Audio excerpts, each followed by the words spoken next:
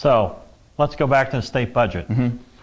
This plan, if defeated, leaves a huge gap in the state budget. Yeah, it does. How does the governor fix that? and then say also, well, I tried to provide you tax relief, right, but... Right. Yeah. Well, I mean, I'm not on appropriations anymore. You're not either, so it's not really our problem, thank God. Right.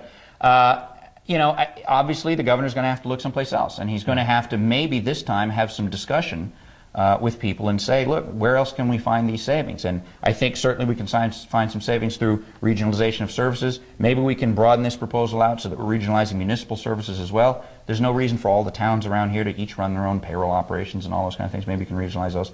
And he's going to, maybe he needs to start looking in Augusta as well. Maybe we need to look at Medicaid. Maybe we need to look at other state programs. That's where the money is. And so he's just going to have to go back, and the Appropriations Committee is going to have to go back and see if they can find that money someplace else. Because I think the people of Maine are saying, we're not ready to take this giant step. We probably can regionalize some services and find quite a lot of savings there, but he's, you know, he's got a big hole that he's going to have to fill somehow. What kind of timeline in your plan? I mean, you know, the governor proposed an 18-month timeline to get this up and running, which nothing happens in the state in 18 months. Right, yeah. Not when you take something this big. Yeah. What kind of timeline on yours? Well, I think a little more time than the governor takes. I mean, he's suggesting essentially that not this coming school year, but the following school year, the schools would all be run by this new district. So you're talking 1 school year's time to get this put into place. I mean, I don't think there's any way you could do that. So what I proposed in this proposal is, you know, if we pass some legislation to create these education service districts, we can start having people meet this summer into the fall. We can get school going again and talk with school officials about what works and what doesn't work. You could get regionalization plans going in the spring.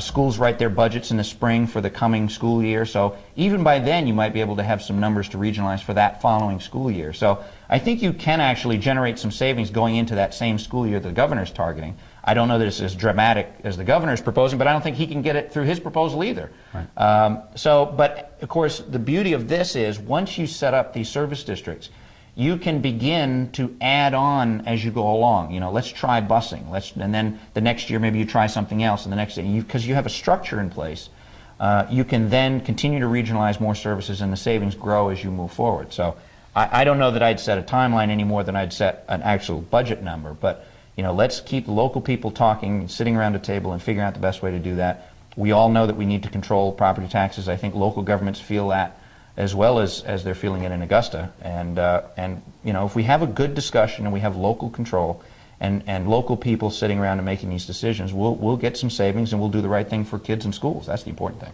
Well, you know, LD1 was touted as the big property tax relief. Right. No one's really seen property tax relief under LD1. Right. Makes you wonder if this plan is also the answer. Right. You know, there's so many questions, and people are afraid of new things. Yeah. You know, as one who's quick to criticize the governor, I applaud him for bringing the plan forward. Yep. And it's a discussion that we need to have. Yep. You know, from a Republican standpoint, it makes a whole lot of sense to consolidate. Yep. Just I think the method is a little flawed. Yeah. I think that I don't know if the governor felt that he wanted to take a bold step or what exactly the thinking was to do something as dramatic as this right off the bat. But it is big, and there are unanswered questions. And since this report came out, I talked to a woman last night from Cape Elizabeth on the phone for probably a half hour, had a whole series of questions about the governor's proposal. Couldn't get anybody, you know, to answer her from the governor's office or from the Department of Education. So called me and had read the report and said, well, are they going to do this? Are they going to do this? What are the implications of this? Of course, we can't know. I mean, you're talking about the most dramatic change to school governance being proposed here that in maybe all of the history of the state, certainly since the Sinclair Act. And the last, the Consolidation movement. But I mean, this is in a lot of ways more dramatic than that because this eliminates local control that at least the Sinclair Act preserved. I mean, so you know, it's a dramatic change. It's come very suddenly.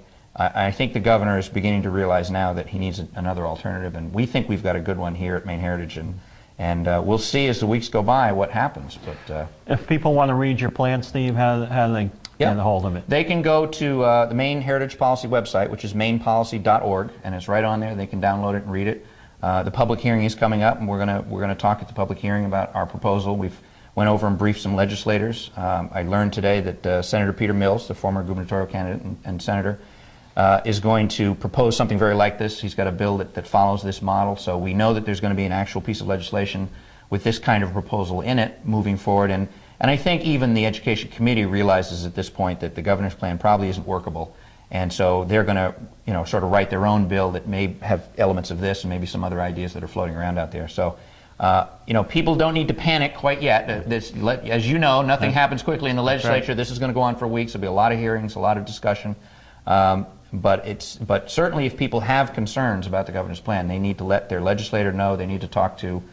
Call their state senator, their state representative, and say, look, I've really got some concerns about this, and they can read my plan, and there's a lot of other plans out there too. Great. Thank you for tuning in tonight, and we hope this has been informative. I'm Joe Bruno, the chair of the Maine Republican Party.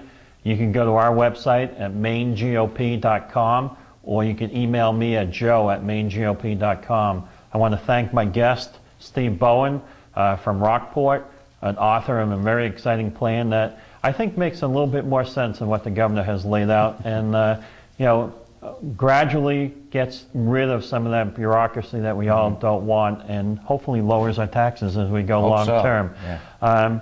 I really want to thank you for watching, and we hope to see you again soon. This is all about school consolidation. Make sure to contact your state legislator. Thanks.